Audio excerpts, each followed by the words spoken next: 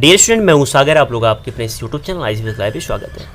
जैसा कि आप लोग जानते हैं कि इसमें हम लोग पढ़ रहे थे प्रश्न 6.5 और आज हम लोग देखेंगे प्रश्न 6.5 का लास्ट क्वेश्चन नंबर 29। ठीक है, और मैं आपको बता दूं कि ये जब 29 यानी ये प्रश्नावली खत्म हो जाएगा तो हम लोग क्या करेंगे, अवकलन हम लोग का पूरी तरीके से खत्म हो जाएगा। ठीक है, फिर हम लोग स्टार्ट करेंगे समाकलन को। और हम लोगों ने जैसे ही अवकलन में एक एक प्रश्नावली को, एक एक स्टेप्स को, एक एक फार्मूले को अच्छे से पढ़ा वैसे हम लोग समाकलन को भी क्या करेंगे, समाकलन के एक एक फार्मूले को, एक एक स्टेप को, एक एक प्रश्नावली को, एक एक क्वेश्चन को अच्छे से पढ़ेंगे। ठीक है, तो समाकलन में पढ़ लेंगे, इसके बाद समाकलन के अनुप्रयोग पढ़ेंगे और अवकल समीकरण पढ़ेंगे। और ये पढ़ने के बाद हमारा 44 नंबर का क्वेश्चन पूरी तरीके से क्लियर हो जाएगा। ठीक है, और जब हमारा 44 नंबर का क्वेश्चन पूरी तरीके से क्लियर हो जाएगा तो हमारा कॉन्फिडेंस हाई लेवल का हो जाएगा। ऐसे कंडीशन में जितने अन्य चैप्टर्स हैं वो क्या है कि बहुत ईजी है।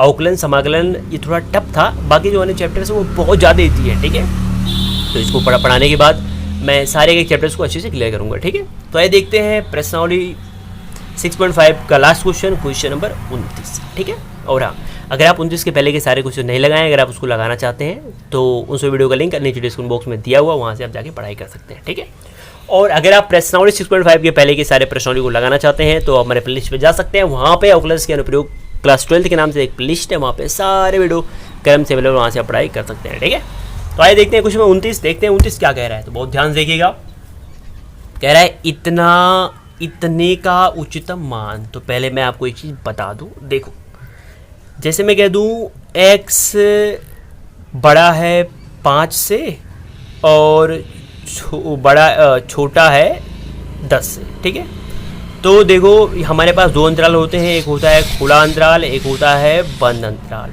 दोनों का मतलब क्या होता है तो मैंने आपको पहले ही बता दिया। देखो खुला अंतराल का मतलब होता है, अगर मैं कह दूँ 5, 10 तो इसका मतलब 5 से लेकर के 10 तक के सारे लोग इस बीच में हैं, लेकिन 5 और 10 नहीं है। यानी 5, 6, 7, 8, 9, 10, 5 से लेकर के 10 तक के बीच के सारे लोग हैं, लेकिन 5 और 10 शामिल नहीं है। अगर यही मैं बंद अंतराल में लिख दूँ तो इसका मतलब 5 भी शामिल है, 10 भी शामिल है, इसके बीच के सारे लोग शामिल हैं। ये बंद अंतराल का मतलब होता है। ठीक है, देखो ये जो है ना, ये खुला अंतराल पैदा करता है, ये भी पैदा करता है खुला अंतराल, लेकिन अगर इसके नीचे लग जाए इक्वल तो ये पैदा करता है बंद अंतराल। जैसे ये लिखा हुआ है 5 और ऐसे लिखा हुआ है, फिर ऐसे लिखा हुआ, तो इसका मतलब है ये 5 और ये 10, और ये पैदा करता है खुला अंतराल, ये भी पैदा करता है खुला अंतराल। ठीक है, इसका मतलब 5 और 10 शामिल नहीं है, बल्कि इसके बीच के सारे लोग शामिल हैं। लेकिन अगर ये देखो, ये लिखा हुआ है 0 is equal greater than x और इज लेस देन 1, तो इसका मतलब होता है 0, 1, लेकिन ये पैदा करता है बंद अंतराल, ये भी पैदा करता है बंद अंतराल। इसका मतलब 0 भी शामिल है, 1 भी शामिल है, इसके बीच में जितने भी लोग आ रहे हैं सारे लोग शामिल हैं। ठीक है, तो चलो क्वेश्चन 29 देखते हैं। देखो कह रहा है इतना है, इस अंतराल का उच्चतम मान निकालो। तो बहुत ही सिंपल है, पहले जो फलन दिया है उसको उतार लो। तो फलन क्या है, फलन है x और ब्रैकेट में x माइनस 1 और प्लस 1, पावर क्या है 1/3। ये किसी के बराबर नहीं है, इसको किसी के बराबर कर दो। ठीक है, इतना हो गया। इसके बाद क्या करना है, सबसे पहले इसका डिफरेंशिएट करना है। इधर x है तो x के सापेक्ष कर लो। तो जब डिफरेंशिएट करोगे आप, एक मिनट, ये बाहर x नहीं है, सॉरी, तो डिफरेंशिएट करोगे तो ये हो जाएगा dy/dx, और ये x की पावर n का बन गया फार्मूला। तो क्या होता है xn माइनस 1, तो पहले n को लिख लो 1/3, x माइनस पूरे को उतार लो, तो पूरा क्या है x माइनस 1 और प्लस 1।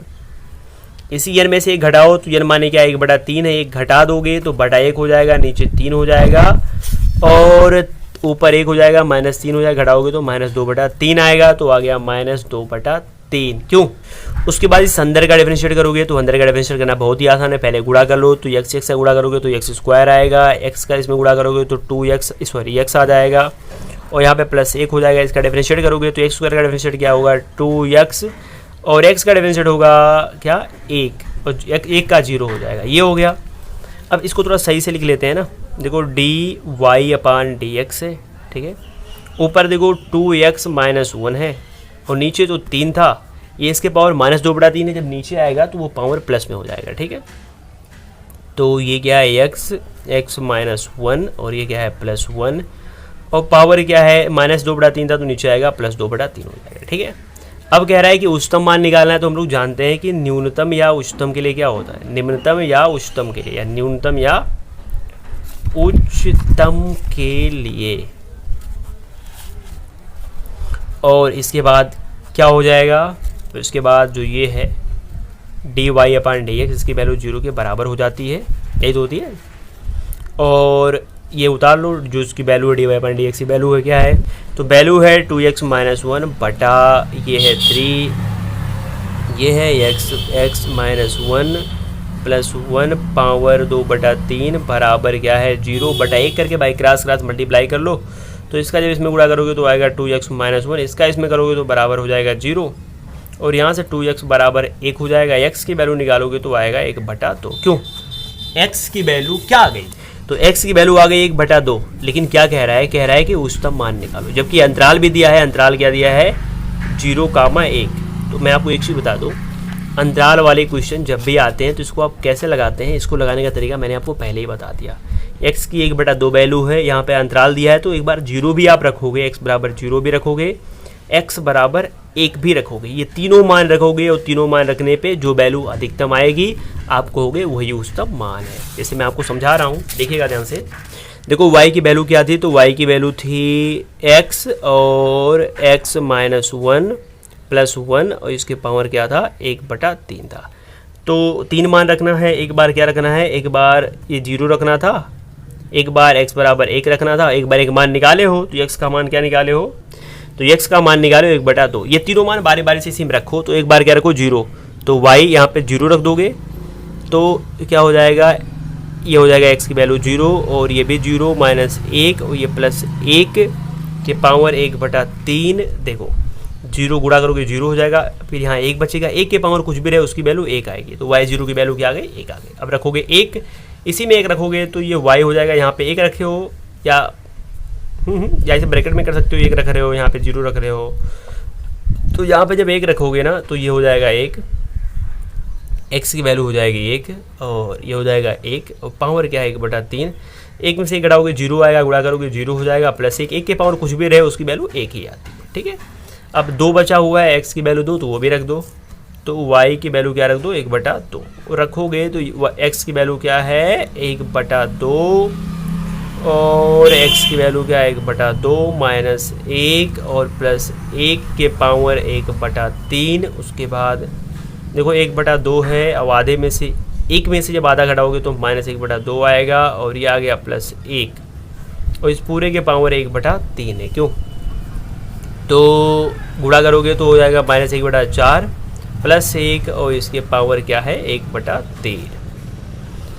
एलसीएम लोगे 4 हो जाएगा, यहाँ पे 4 हो जाएगा, 4 में से जब 1 जाएगा तो 3 हो जाएगा, इसके पावर 1/3। अब मैं आपको बता दूँ, ध्यान से देखना, तो अंतराल वाले क्वेश्चन को ऐसे ही लगाते हैं। देखो यहाँ पे 3 वैल्यू आई, y0 की वैल्यू भी क्या आई 1 आई, y1 की वैल्यू भी क्या आई 1 आई, और इसकी जो वैल्यू आई वो 3/4 के पावर इतना है। देखो 3 में जब 4 का भाग करोगे तो दशमलव में आएगा ना, दशमलव में मान लो कुछ भी आ रहा है, दशमलव में आएगा, और इसके पावर 1/3 माने घनमूल है, तो 0.0 कुछ का जब घनमूल निकालोगे तो और छोटा आएगा, मतलब 1 से भी बहुत छोटा आ जाएगा, तो ये तो बहुत छोटा हो गया। बाकी 3 वैल्यू थी, एक थी, फिर 1 थी, देखो यहाँ भी 1 था, यहाँ भी 1 था, ये 1 से छोटा है, तो सबसे बड़ा देखो यहाँ पे 1 ही है, तो ऐसे कंडीशन में कह सकते हो महत्तम वैल्यू क्या आ जाएगी 1 आ जाएगी। ठीक है, तो ऑप्शन में देखो कहीं 1 आ रहा है, तो यहाँ पे सी में 1 आ रहा है, तो option number C correct answer है। ठीक है, तो इस तरह हम लोगों ने कुछ 29 को देख लिया, इस प्रश्नावली को पूरी तरीके से खत्म कर लिया। ठीक है, बाकी इसके बाद हम लोग पढ़ेंगे समाकलन। ठीक है, तो फिर मिलते हैं समाकलन के साथ।